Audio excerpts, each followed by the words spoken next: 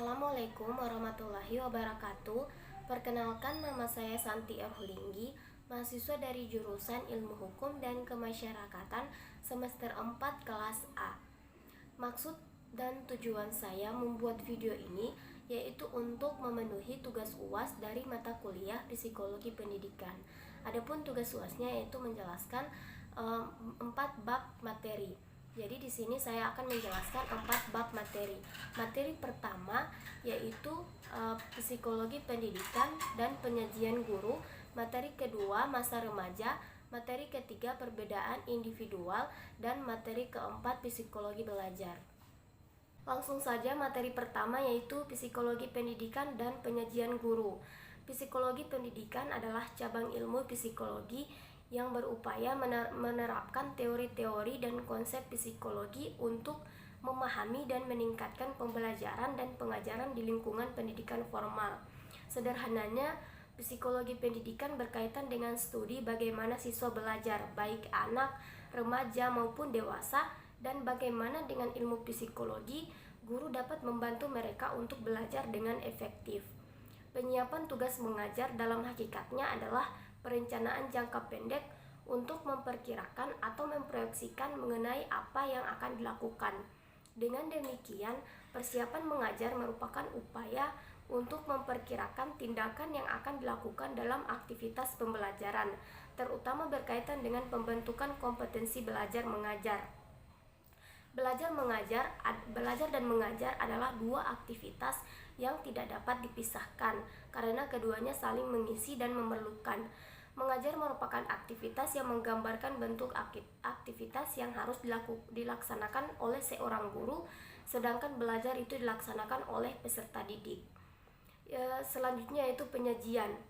Langkah sebelum mengajar ada beberapa. Yang pertama, guru harus mempersiapkan rencana pelaksanaan pembelajaran. Rencana pelaksanaan pembelajaran atau yang disebut RPP adalah suatu rencana atau rancangan pembelajaran yang dibuat oleh seorang pengajar, yakni seorang guru. Yang kedua yaitu guru mempersiapkan media pembelajaran.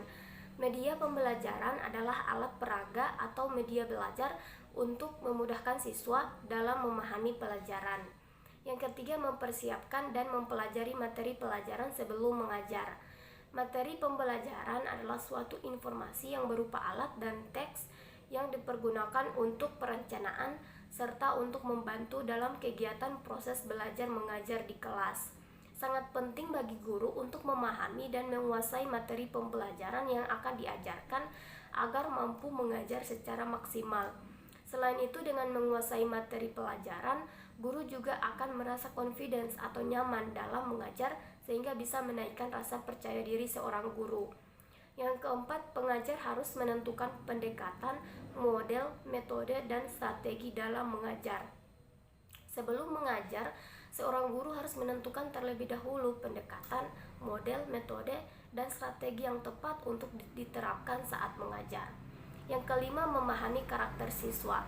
Sebelum melaksanakan proses belajar mengajar, salah satu hal yang cukup penting adalah sebaiknya pengajar harus mampu memahami karakter siswa atau anak didiknya.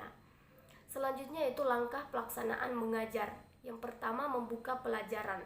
Seorang guru membuka pelajaran dengan mengucapkan salam. Yang kedua, penyajian materi. Yang ketiga, metode pembelajaran. Metode pembelajaran ini bisa berupa ceramah, tanya jawab, ataupun diskusi. Yang keempat, penggunaan bahasa. Jadi seorang guru harus menggunakan bahasa yang mudah dipahami dalam penyampaian materi pembelajaran. Yang kelima yaitu penggunaan waktu. Yang keenam, gerak. Yang ketujuh, teknik bertanya. Selanjutnya yaitu langkah sesudah mengajar. Jadi kegiatan penutup pembelajaran menurut Majid adalah kegiatan yang memberikan penegasan atau kesimpulan dan penilaian terhadap penguasaan bahan kajian yang diberikan pada kegiatan inti. Kegiatan yang harus dilakukan dalam kegiatan akhir dan tindak lanjut ini menurut Majid meliputi yang pertama, melaksanakan penilaian akhir dan mengkaji hasil penilaian. Yang kedua, melaksanakan kegiatan tindak lanjut dengan alternatif kegiatan, diantaranya memberikan tugas-tugas atau latihan-latihan. dan memberikan motivasi. Nah, yang ketiga, mengakhiri proses pembelajaran dengan menjelaskan atau memberitahu materi pokok yang akan dibahas pada pelajaran berikutnya. Selanjutnya, aspek-aspek psikologi mengajar. Yang pertama ada persepsi. Persepsi adalah proses yang menyangkut masuknya pesan atau informasi ke dalam otak manusia. Yang kedua adalah berpikir.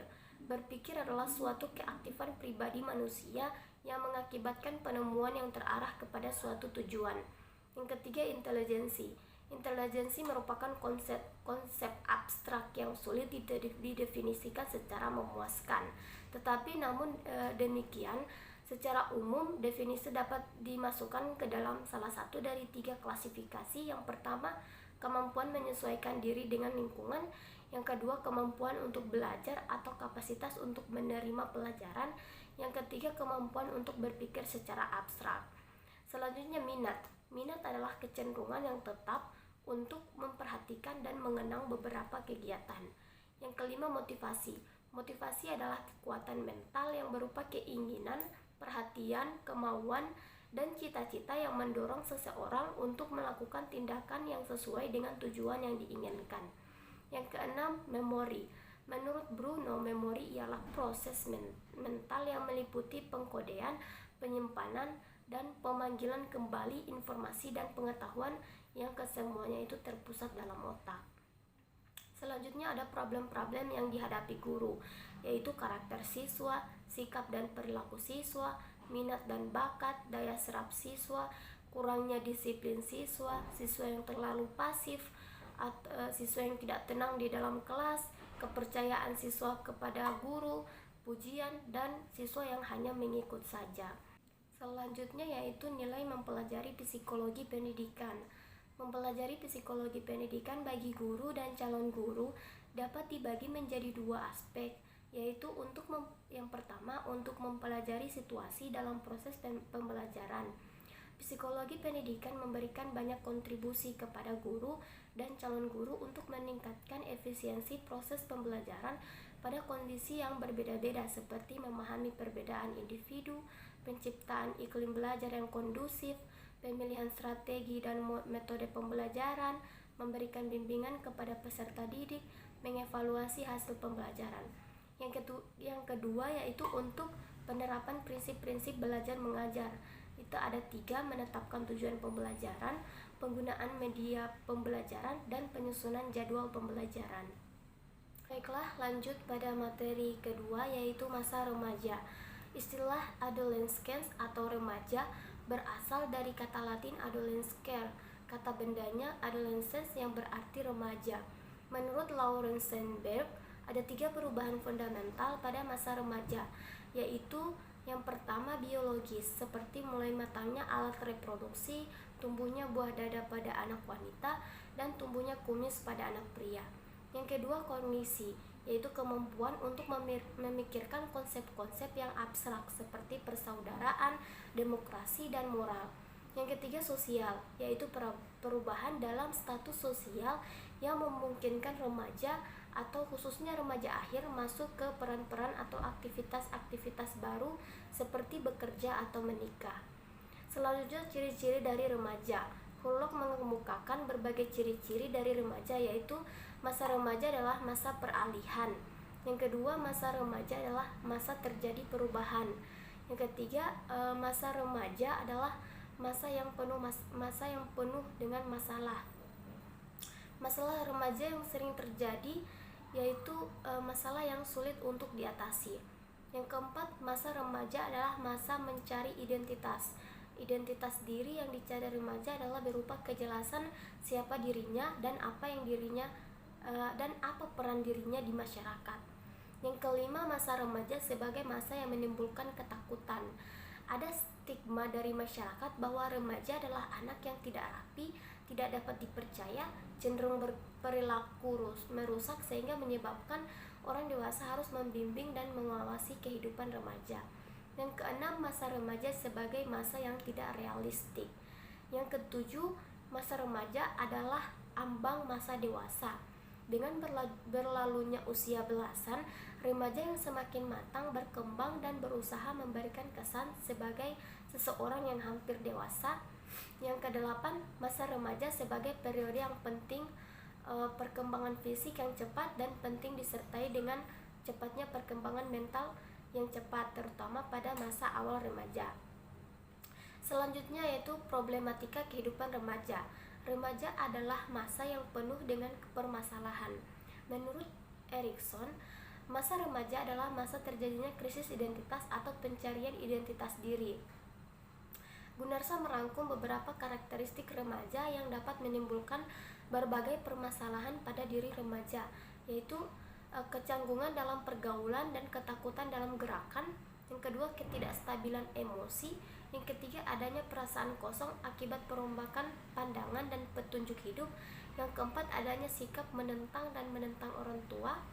Yang kelima, pertentangan dalam dirinya sering menjadi pangkal penyebab pertentangan dengan orang tua. Yang keenam, kegelisahan karena banyak hal yang diinginkan tetapi remaja tidak sanggup memenuhi semuanya. Yang ketujuh, senang bereksperimentasi. Yang kedelapan, kecenderungan membentuk kelompok dan kecenderungan kegiatan kelompok. Selanjutnya, dampak psikologi dan sosial dari perubahan-perubahan biologis. Perubahan-perubahan biologis itu mempengaruhi citra diri remaja, hubungan-hubungannya dengan keluarga dan teman-temannya, dan cara menyesuaikan diri terhadap lingkungan. Dalam hal remaja cenderung menutup diri dan mudah tersinggung, akibatnya sering mengalami stres atau tekanan batin. Khusus remaja putri itu menghadapi menstruasi dengan sikap negatif. Peristiwa menstruasi diterimanya dengan perasaan takut dan cemas. Lebih-lebih orang tua dan lingkungannya berpendapat bahwa peristiwa menstruasi merupakan pengalaman pahit. Selanjutnya, tipe tubuh dan daya fisik. Pada umumnya, tipe tubuh ini dapat dibedakan menjadi 3 macam. Yang pertama, tubuhnya cenderung bulat dan gemuk. Yang kedua, bertambah kerempeng dan kurus. Sedangkan yang ketiga, bentuk tubuhnya lebih bagus, berotot dan atletis. Perubahan dan pengembangan kognitif. Perubahan-perubahan dalam kognisi di mana remaja itu lebih pintar daripada anak-anak. Bukan saja karena remaja itu lebih banyak tahu ketimbang anak-anak, tetapi cara berpikir lebih maju, lebih efisien dan efektif. Selanjutnya yaitu perubahan-perubahan kognisi sosial. Kognisi sosial ini adalah aktivitas-aktivitas kognitif yang lebih berupa berpikir tentang orang, hubungan-hubungan sosial, lembaga-lembaga sosial, dan konsep remaja tentang hubungan-hubungan antar pribadi lebih matang. Selanjutnya, perkembangan psikologi selama masa remaja. Yang pertama, perkembangan identitas. Identitas sebagai isu remaja. Perubahan-perubahan dalam identitas yang terjadi selama masa remaja itu melibatkan remaja untuk pertama kalinya melakukan reorganisasi dan rekonstruksi rasa percaya dirinya, manakala ia mampu mengapresiasi secara penuh betapa pentingnya perubahan-perubahan itu. Yang kedua, perubahan-perubahan dalam konsepsi diri. Pada masa remaja terjadi perubahan-perubahan penting dalam secara berpikir tentang dirinya. Yang ketiga, perubahan-perubahan dalam citra diri. Perasaan positif atau negatif terhadap diri sendiri, perasaan khawatir dan cemas terhadap citra diri, dan seberapa banyak remaja merasa tentang perubahan dirinya dari hari ke hari. Yang kedua yaitu perkembangan otonomi. Otonomi sebagai isu remaja, seperti halnya identitas. Otonomi itu merupakan psikologi yang muncul kembali sepanjang hidup. Menurut Erik Erikson, otonomi merupakan isu yang sentral pada masa anak-anak, sedangkan identitas merupakan isu yang sentral pada masa remaja. Selanjutnya ada tipe-tipe otonomi. Yang pertama, perkembangan otonomi emosi, yaitu berkaitan dengan perubahan dalam hubungan-hubungan yang akrab.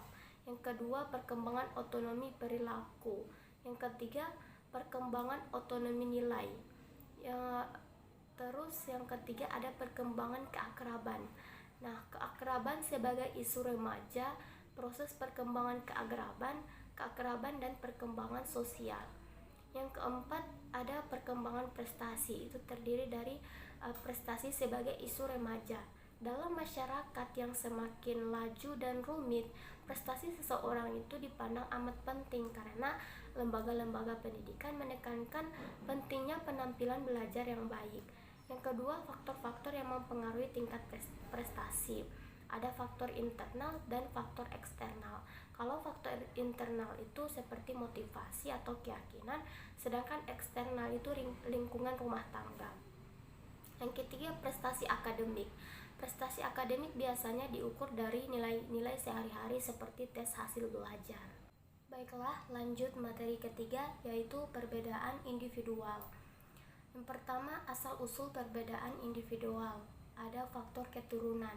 Para ilmuwan dan psikolog mempergunakan istilah heritabilitas untuk membicarakan seberapa banyak suatu karakteristik tertentu ditentukan oleh faktor keturunan. Yang kedua, faktor lingkungan. Banyak faktor lingkungan yang mempengaruhi karakteristik dan kemampuan seseorang, yaitu penghasilan keluarga, status, kelompok budaya pendidikan, dan kesehatan ibu mengandung. Di samping itu, faktor lingkungan ini juga dipengaruhi oleh faktor status sosial ekonomi, faktor budaya, faktor praktik mendidik, dan lain-lain. Yang kedua yaitu teori-teori tentang perbedaan individual. Teori-teori ini berupaya menjelaskan perbedaan-perbedaan individual menurut tipe-tipe tertentu beserta sifat dan karakteristik tingkah lakunya. Ada 5 teori, yaitu teori cairan tubuh, teori endokrinolog, teori struktur tubuh, teori perkembangan sosial, dan teori kebudayaan. Selanjutnya, perbedaan individual dalam kecerdasan. Kebanyakan teori-teori lama tentang hakikat kecerdasan itu melibatkan ketiga tema berikut, yaitu kemampuan untuk belajar, jumlah pengetahuan yang diperoleh, dan kemampuan untuk menyesuaikan diri dengan baik. Selanjutnya yaitu masalah kreativitas. Menurut psikolog, kreativitas itu adalah suatu sifat pribadi. Sedangkan menurut Davis, satu-satunya ciri yang terpenting dari orang yang sangat kreatif itu ialah adanya sifat kreatif. Yang pertama, kreatif itu disepadankan dengan berpikir divergen, yaitu kemampuan untuk menemukan berbagai macam gagasan atau jawaban melalui tes berpikir divergen. Yang kedua, kreativitas diukur dengan tes. P. Torrance telah mengembangkan 2 macam tes kreativitas, yaitu tes verbal dan tes grafis. Selanjutnya, perbedaan-perbedaan individual dalam gaya kognitif. Gaya kognitif ialah cara mempersepsi dan menyusun informasi yang berasal dari lingkungan sekitar. Sedangkan menurut Swell, gaya kognitif itu dianggap terletak di perbatasan antara kecerdasan dan sifat-sifat pribadi. Dan menurut Brodzinski, gaya kognitif adalah gaya berpikir dan karenanya mungkin dipengaruhi oleh kecerdasan dan pada gilirannya mempengaruhi kecerdasan. Pada dewasa ini perkembangan itu berubah, yaitu orang cenderung menjadi lebih field independent. Di samping itu, beberapa hasil penelitian juga menunjukkan bahwa anak laki-laki cenderung lebih field independent dibanding dengan anak perempuan. Hal ini ada kaitannya dengan cara mendidik anak, karena orang tua yang percaya diri, yang suka menggalakkan rasa percaya diri dan dorongan ingin tahu dan tidak menekankan konformitas atau ketaatan, cenderung membina gaya independen pada anak-anaknya. Selanjutnya, karakteristik belajar. Ada 2, yaitu field dependent dan field independent. Kalau field dependent itu yang pertama lebih mudah mempelajari ilmu pengetahuan sosial, mempunyai ingatan yang baik untuk informasi sosial, lebih mudah terpengaruh oleh kritik, sukar mempelajari bahan-bahan yang tidak terstruktur, perlu diajari cara menggunakan alat-alat bantu ingatan, dan cenderung menerima bahan pelajaran yang telah tersusun dan tidak mampu menyusunnya kembali.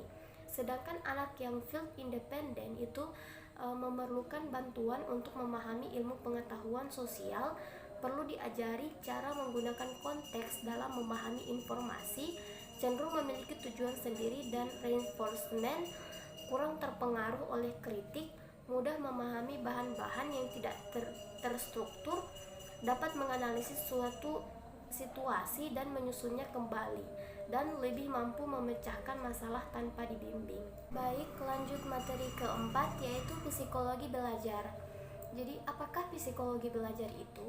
Jadi suatu cara untuk memahami arti psikologis tentang belajar ialah mengetahui apa yang bukan belajar itu. Pertama, belajar bukanlah kegiatan yang hanya berlangsung di dalam kelas saja, tetapi yang selalu berlangsung dalam kehidupan sehari-hari. Kedua, belajar tidak hanya melibatkan yang benar saja, tetapi juga melibatkan yang salah. Menurut pandangan behavioristi seperti Ibe Waston El Torello, belajar adalah perubahan dalam tingkah laku seperti berpikir dan emosi. John Anderson mengemukakan juga pendapatnya, belajar adalah proses internal yang tidak dapat diamati secara langsung. Perubahan terjadi dalam kemampuan seseorang untuk bertingkah laku dan berbuat dalam situasi tertentu. Selanjutnya, teori operant conditioning. Teori ini dikembangkan oleh B.F. Skinner. Tingkah laku bukanlah sekadar respon terhadap stimulus, tetapi suatu tindakan yang disengaja atau operan-operan ini dipengaruhi oleh apa saja yang terjadi sesudahnya. Jadi, operant conditioning ini melibatkan pengendalian konsekuensi. Tingkah laku ialah perbuatan yang dilakukan seseorang pada situasi tertentu. Tingkah laku di antara dua pengaruh yang mendahulunya dan pengaruh yang mengikutinya. Selanjutnya, teori pemrosesan informasi. Teori kognitif tentang belajar itu bermacam-macam. Satu di antaranya ialah teori pemrosesan informasi. Menurut teori ini, pemrosesan itu meliputi yang pertama mengumpulkan informasi dan membuatnya menjadi kode-kode. Yang kedua, menyimpan informasi dan menguat kembali informasi apabila diperlukan. Selanjutnya, teori belajar sosial. Teori ini dikembangkan oleh Albert Bandura. Pada awalnya teori ini disebut learning observational, yaitu belajar dengan jalan mengamati perilaku orang lain. Teori ini beranggapan bahwa masalah proses psikologis terlalu dianggap penting atau sebaliknya hanya telaah sebagian saja. Selanjutnya, psikologi humanistik. Gerakan yang timbul dari perspektif ini dikenal dengan sebutan-sebutan psikologi humanistik, psikologi eksistensial, psikologi perseptual, atau fenomenologis. Ada beberapa pandangan dan pendapat dari tiga tokoh, yaitu Arthur Combs. Untuk memahami tingkah laku anak, kita harus mengetahui bagaimana ia mempersepsi perbuatan pada suatu situasi. Itulah sebabnya mengapa para ahli psikologi perseptual menyatakan bahwa untuk mengubah tingkah laku seseorang, orang harus merubah persepsinya. Yang kedua, Abraham H. Maslow. Sebagian dari teorinya yang penting didasarkan atas asumsi bahwa dalam diri manusia terdapat golongan positif untuk tumbuh dan kekuatan-kekuatan yang melawan atau menghalangi pertumbuhan. Yang ketiga, Carl E. Rogers. Carl E. Rogers adalah seorang psikolog humanistik yang gagasan-gagasannya berpengaruh terhadap pikiran dan praktek pendidikan. Lewat karya-karyanya seperti Freedom to Learn, ia menyarankan suatu pendekatan pendidikan yang berupaya menjadikan belajar dan mengajar yang lebih manusiawi dan karenanya lebih bersifat pribadi dan penuh makna. Gagasan-gagasan Rogers mengenai prinsip-prinsip belajar yang humanistik itu meliputi yang pertama, hasrat untuk belajar. Menurut Rogers, manusia itu mempunyai hasrat untuk belajar.